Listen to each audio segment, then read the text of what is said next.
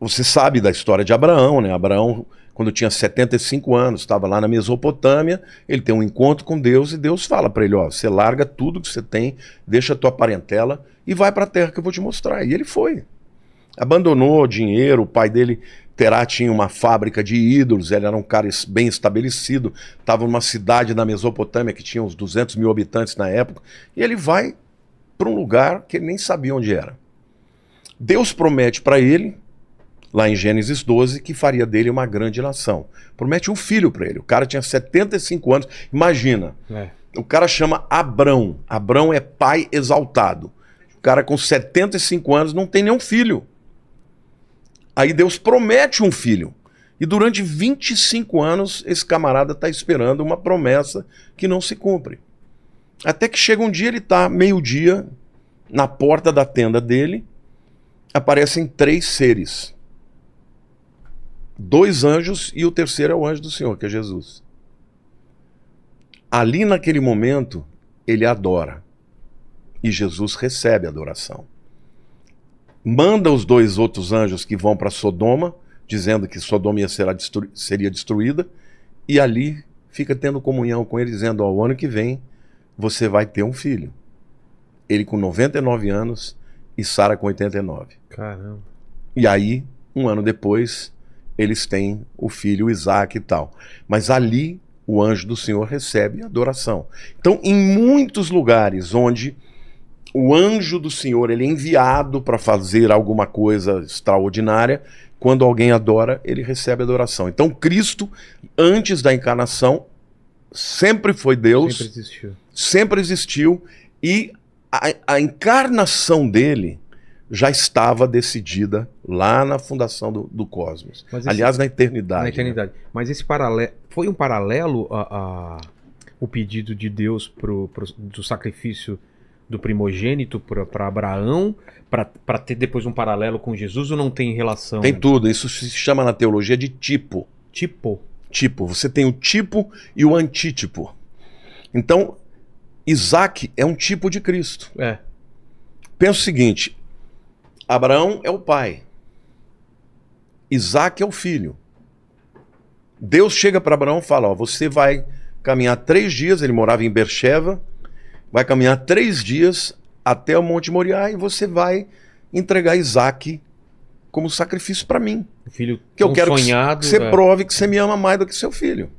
Deus ainda fala, pega o teu único filho a quem tem amas, e ele já tinha o filho Ismael, mas era o filho mesmo a quem ele amava. E você vai oferecer para mim em sacrifício. Naquela hora, Isaac morreu no coração de Abraão. Por quê? Porque todos os povos pediam sacrifício de filhos. Ah, é? Todos os deuses daquela época faziam isso. Caramba. Você nunca ouviu falar do deus Moloque, por exemplo? Não. Que ofereciam as crianças para ele e eles queimavam as crianças em oferenda para o deus Moloque. Era muito comum dos deuses daquela época receber oferendas de filhos. Então, não se esqueça, Abraão obviamente falou, pô, mas que loucura é essa? Diz que eu vou ser pai de nações, através dele tá pedindo para matar. Começa com uma... Só que ele foi e levou o filho. Só que quando ele chega lá, ele fala para os 2 servos dele, vocês fiquem aqui, que eu e o rapaz vamos subir, adorar e voltaremos. Então na cabeça dele ele falou, olha, ou Deus vai na última hora desistir, ou então ele vai ressuscitar. Porque ele me prometeu que ele vai me dar uma descendência. Mas ele leva. Aí eles começam a subir o Monte Moriá. Isaac está carregando a lenha. Isaac vira para Abraão e fala assim, ô pai, qual é o animal que a gente vai aqui está a lenha, aqui está o fogo, cadê o cordeiro para o sacrifício? Caramba. Aí Abraão fala, Deus proverá. Enquanto Abraão estava subindo de um lado com Isaac, do outro lado estava subindo o cordeiro. Aí aquele cordeiro, que era um carneiro adulto, ficou preso por chifre. E quando ele foi... Ficou preso onde? Num arbusto, que representa a cruz. Quando ele foi esfaquear, né, foi dar na goela dele, provavelmente ia degolar, ele ouviu a voz do céu. Ele ia degolar o Isaac. Ele ouviu do céu, Abraão, não levante a sua mão contra o seu filho, porque eu sei que você me ama. E aí, quando ele levanta os olhos, ele vê o carneiro do sacrifício. Ali, pela primeira vez, surgiu o nome Jeová Jiré. O Que é? Senhor proverá. O Senhor proverá para si o sacrifício. Isto é um tipo de Cristo. Porque Deus pediu para Abraão para entregar o filho, mas Abraão não precisou entregar. No coração ele te entregou. Mas sabe por que Isaac não morreu? Por quê? Porque Jesus iria morrer. Porque o Pai Celeste, quando chegou a hora, não pôde poupar o seu próprio filho, para que eu e você pudéssemos ter a salvação. Então, o Velho Testamento inteiro fala de Cristo. Não é só esse. Tem muitos. São os tipos, são pessoas, são personagens, são os animais. Todos os animais sacrificados, eles apontavam para Jesus. Quando João Batista vê Jesus passando, ele diz para os discípulos dele: eis aí o Cordeiro de Deus que tira o pecado do mundo. Ele já sabia que Jesus era o Cordeiro que ia morrer. Caramba. Você está entendendo? Então, tudo, por exemplo, quando João fala, e o verbo habitou entre nós, cheio de graça e verdade, no grego ali a palavra é eskenou, significa tabernaculou. Ele usa a palavra para tabernáculo, porque o tabernáculo do Velho Testamento era uma representação de Cristo. Então, na verdade, tudo que está no Velho Testamento aponta para Jesus. Jesus disse certa vez: examinais as Escrituras. Chegaram a numerar quantas? Ah, já tem algumas pessoas que numeraram. São milhares de tipos, entre profecias, entre tipos, entre pessoas, entre, vamos dizer assim, objetos, né? São muitas coisas. Sinais. Jesus falou assim, olha, examinai as Escrituras, porque julgais ter nelas vida eterna. Elas testificam de mim. Jesus está falando do Velho Testamento. Ele está dizendo, tudo aquilo falou de mim, apontou para mim. Quando o homem cai, a primeira profecia que foi feita sobre o Messias está em Gênesis 3,15. Deus fala para a serpente, olha, eu vou pôr inimizade entre você e a mulher. A mulher é aquela que vai gerar o Messias, né? Sim. O descendente da mulher vai te pisar a cabeça. Mas o teu descendente vai morder o calcanhar dela. O que quer dizer isso? Vai matar na cruz. Como é que a cobra mata uma pessoa? Ela morde aonde? Calcanhar. As partes E o que acontece quando uma pessoa é inoculada de veneno? Ela morre. Sim. O que a profecia ali está dizendo? Você, o teu descendente, vai matar o descendente dela. Só que ele vai pisar a tua cabeça. Como é que alguém mata uma víbora? Pisando a cabeça. Por quê? Porque Jesus morreu, mas ele ressuscitou. E ali o diabo foi derrotado. Então, o Velho Testamento, ele aponta para Jesus. Ele aponta para quem Jesus seria.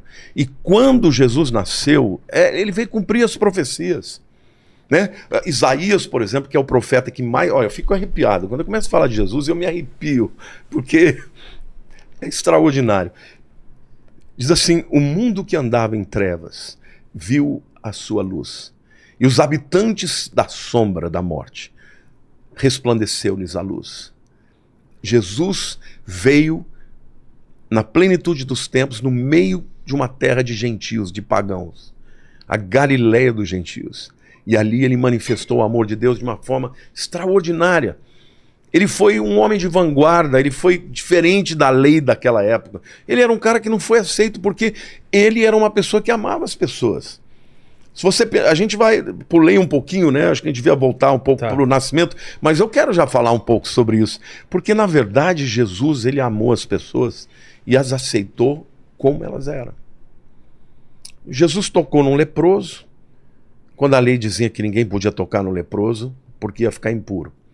E dá para entender, porque afinal de contas, opa, já? Uma coxinha? Mas a gente deixa ela aqui. Deixa ela aí. Exatamente. Então, ô Vilela, você pensa bem, ele foi uma pessoa diferente. O amor estava na frente. Por que as pessoas não podiam tocar no leproso? Porque a lepra mata. Era contagiosa, né? Como é que você vai impedir que a lepra dissemine?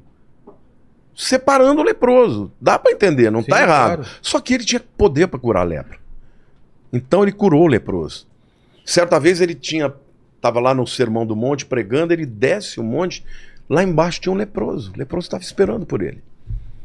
E o leproso vira para ele e fala: Senhor, se tu quiseres, tu podes me curar. Ele não tinha dúvida que Jesus podia curar, ele só tinha dúvida se Jesus queria curar. Jesus falou: eu quero. Tocou nele. E ele foi curado. Então, esse é Jesus. Agora, esse Jesus é o Deus encarnado. Então, você quer saber qual é o coração de Deus? Não é o Deus vingativo que quer matar, que quer destruir, que quer punir, que quer mandar as pessoas para o inferno. É o Deus que deu a sua vida. A Bíblia diz que Deus não tem prazer na morte dos ímpios. Pelo contrário, que eles se arrependam e vivam. É óbvio que Deus não pode conviver com o pecado, Deus abomina o pecado. Mas ele ama o pecador. Então, a única maneira que ele tinha para vencer o que Satanás fez era mandando o seu próprio filho para vir, viver como nós, comer a nossa comida, falar a nossa língua, enfrentar as nossas dificuldades, nunca pecar e depois morrer inocentemente pelos pecadores.